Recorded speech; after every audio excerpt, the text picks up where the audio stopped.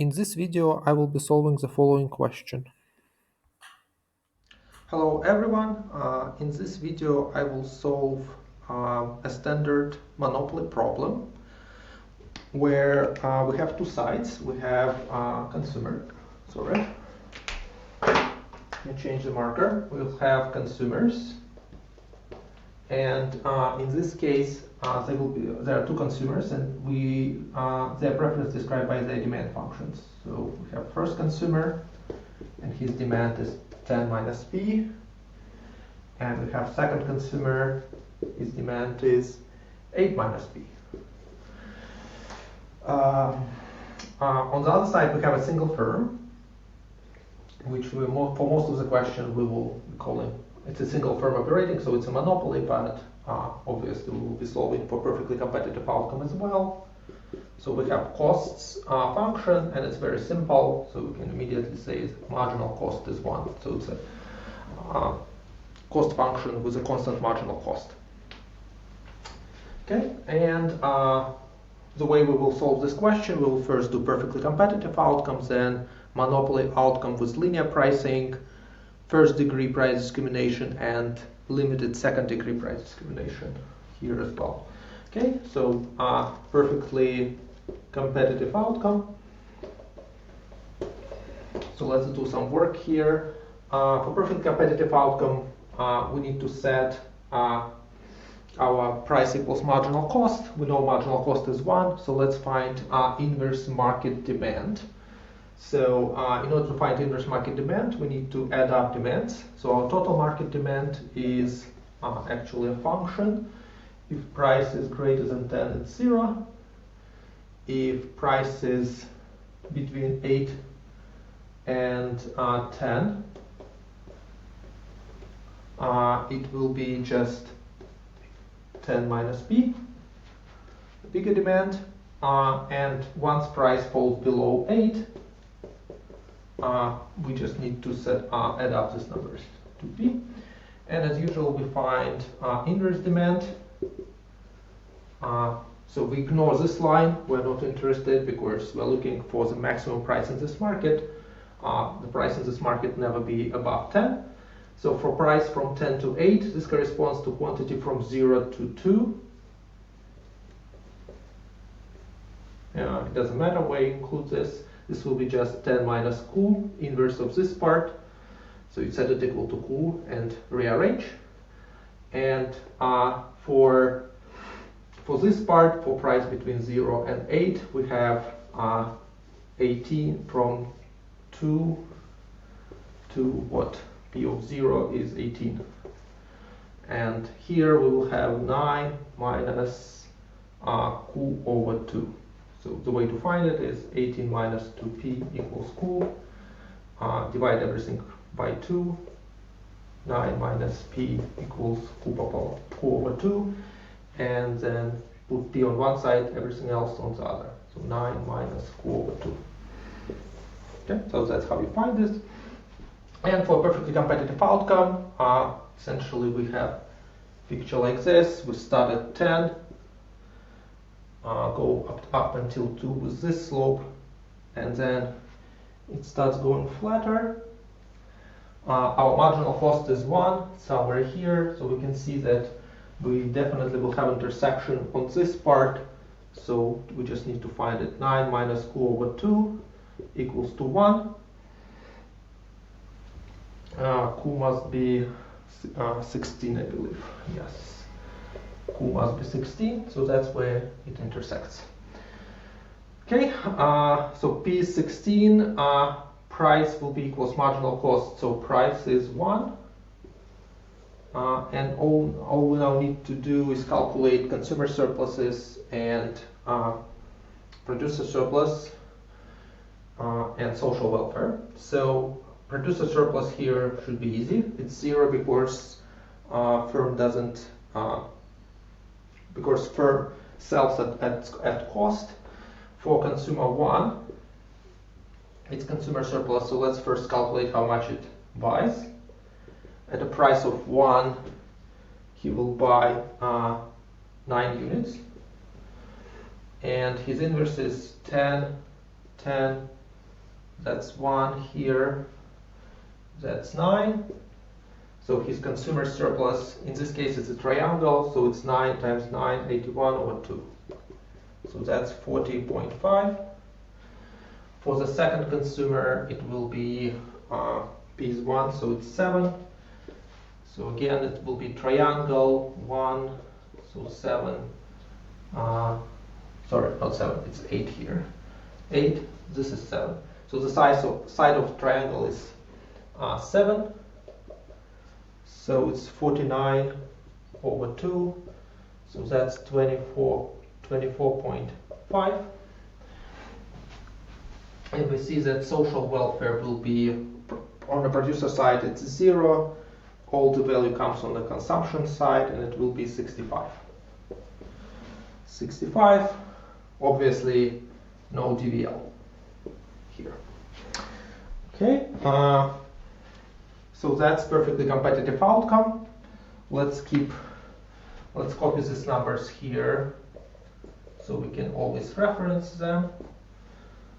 Okay, and erase this part here.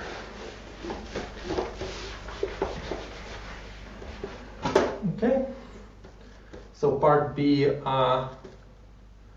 monopoly pricing. So monopoly linear pricing, linear. So we'll make an assumption that our company, our monopolist, has to charge the same linear price to anyone. Cannot discriminate customers on any grounds. So then let me remind ourselves this function. It was 10 minus q from 0 to 2, and then it was 9 minus q over 2 for 2q, guess 18. I think that's what it was. So our revenue is, for monopoly, revenue is P times the price that, Q times the price, the maximum price you will get in this market. So it will be essentially, I guess you can multiply it for this Qs, but we can always just write down the marginal revenue. So the marginal revenue for linear functions like this is just same line that starts from the same point, but it but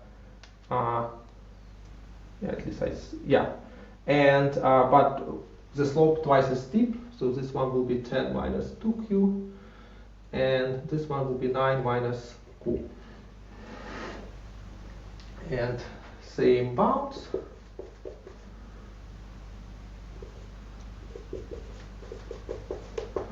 Okay, and just have this picture here. So what do we have here? As of q, so up to 2 it goes and actually ends up at 6. So it starts at 10, and this is already 6 here, and then it jumps right to 7, and then it goes like this. And our marginal cost is continue to be 1, right? So it's somewhere here. So it's pretty clear that for our monopoly quantity, marginal revenue equals marginal cost condition will be satisfied in this second case. So 9 minus q equals 1. And we get q monopolist equals to 8. The price will be given by this function here, so must be 5. And let's calculate individual quantities. So when price is 5, our first customer will buy 5 units. Now a second customer will buy 8 minus 5, 3 units. So let's calculate their consumer surpluses.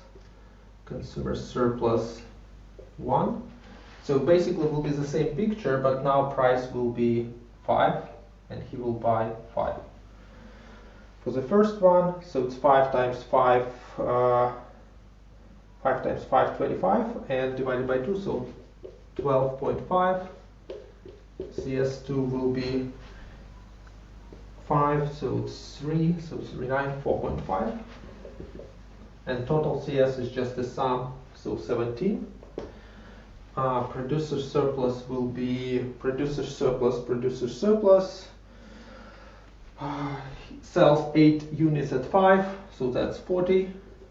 Minus cost is 1 for each, so minus 8.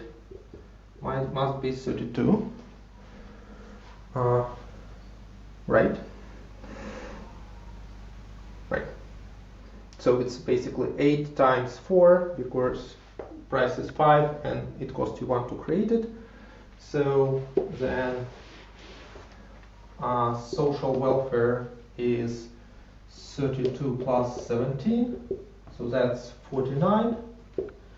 And we can see that there is a dead weight loss, actually a pretty big one. So we only got 49, the maximum possible is 65, so its dead weight loss is 60.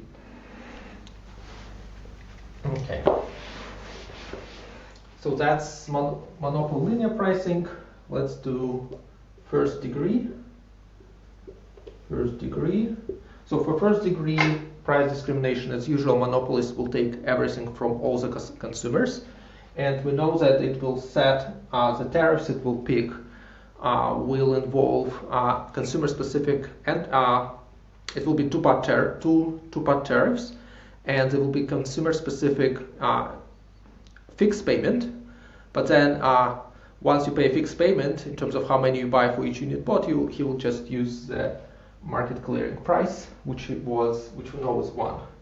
Therefore, for the first consumer, such monopolist will set. We can just use these numbers from here to see it. So your entrance fee, your fixed fee is 40.5 plus 1 for each unit you buy. And for the second consumer, it will be 24.5 plus for each unit you buy. The quantity bought will be the same as there, so 9 and 7, total 16. Consumer surplus will be 0 for both consumers, and producer surplus will be everything, so it will be 65.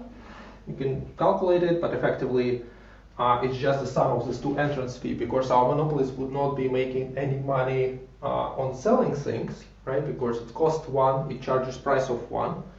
So he sells 16 units, but on each one he makes 0. But all the money will come from the entrance fees. So that's 65. Social welfare is 65. No dead weight loss. Okay. And so which part? I think I will erase this part.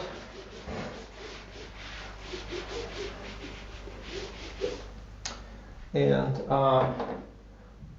left where the last thing we need to solve is second degree. Second degree, and it's not just degree, but just single two-part tariff. Two-part tariff. So our firm will charge every consumer some entrance fee plus some price times quantity. So the question is what it should pick. So let's make we'll start it by assuming that our monopoly will serve, in this particular case, will serve both markets. If it only serves one consumer, it will be consumer with a demand 10 minus P, and we know what it should do then. It should just extract everything from it. So those numbers are very easy. already have them we already have them here.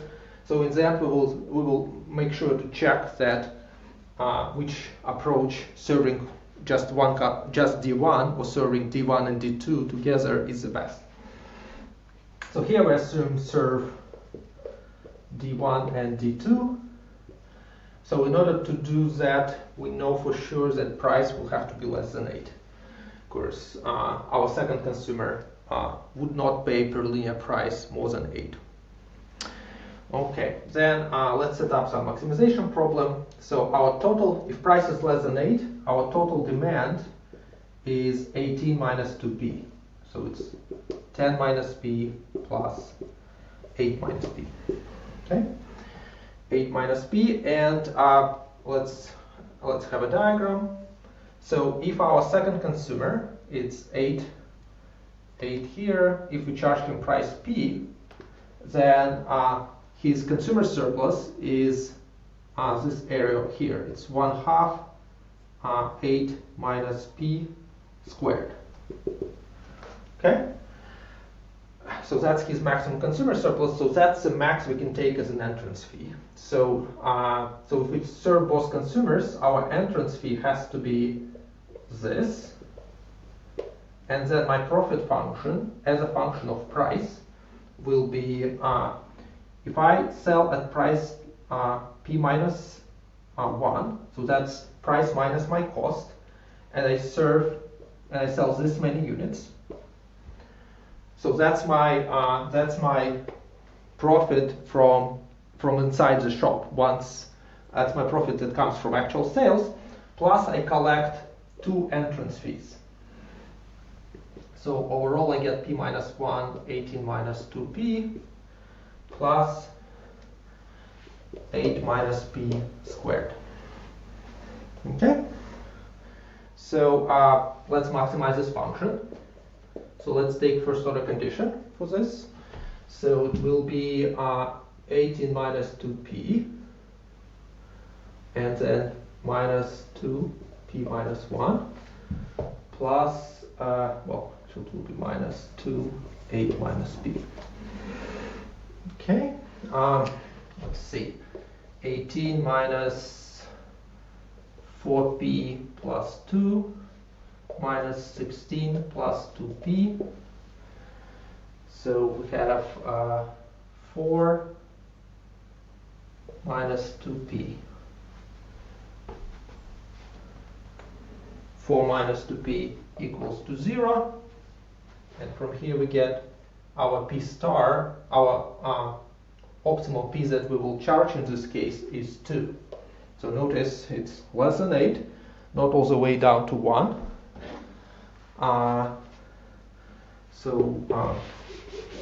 Let me erase these numbers here. So we found the price. So once we found the price, we can find the entrance fee. Entrance fee is given by this, so it's 1/2 of 6 squared, so it's 18. Okay, so effectively what we just discovered, that the optimal tariff, that the if this monopoly decides to serve both D1 and D2, it has to charge 18 to enter and 2 for each unit buy. Now let's calculate the resulting market characteristics. So at price of 2, both customers will enter. So first customer will buy how much? He's 10 minus p, so he buys 8 units. Second, 8 minus price, so he buys 6. Right?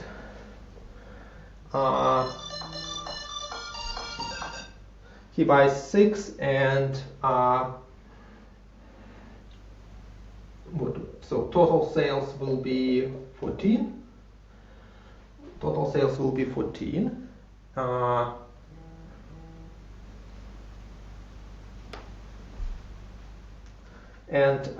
Let's see. Okay. So we know that Consumer surplus for the second guy at this price is exactly 18, so consumer surplus will be 0 because after extraction of 18 he is left. Consumer 1 will have something, so we would need to calculate it. His consumer surplus, let's do a picture, it's 10, 10. So he shops at 8, so it's 64 divided by 2 is 32 minus 18. The entrance he will pay, so that's 14. So total consumer surplus is 14, and producer surplus is how much? So we are selling 14 units, and we make 1 on each. So that's a revenue inside the shop from selling. And he collects 2 entrance fees, 2 times 18. 36 plus 14 is 50. Therefore, social welfare is 64. As you can see, we got pretty close to 65. So in this case, DVL is only 1. Finally, the last thing we need to make sure is once we have this answer here, that how much we can make the most when we serve both consumers, notice that PS is 50. That's how much Monopoly made. If just serve D1, the Monopoly can make at most 40 plus 40.5, because then it completely forgets about second guy, and it does its optimal first degree price discrimination on a single consumer. So it will take everything from him. It will set price to 1, will sell 9 units to him. There will be no revenue coming from the inside the shop, but it will be able to collect much bigger entrance fee of 40. But it will not be, if you just serve D1, the profit will be 40.5. Notice that it's smaller than, therefore this is the optimal thing for Monopoly to do. And we should have expected that, because demands are relatively close to each other. Therefore, giving up on smaller market doesn't make sense for Monopoly. It should operate in both. Therefore, we were solving the right thing. Thank you.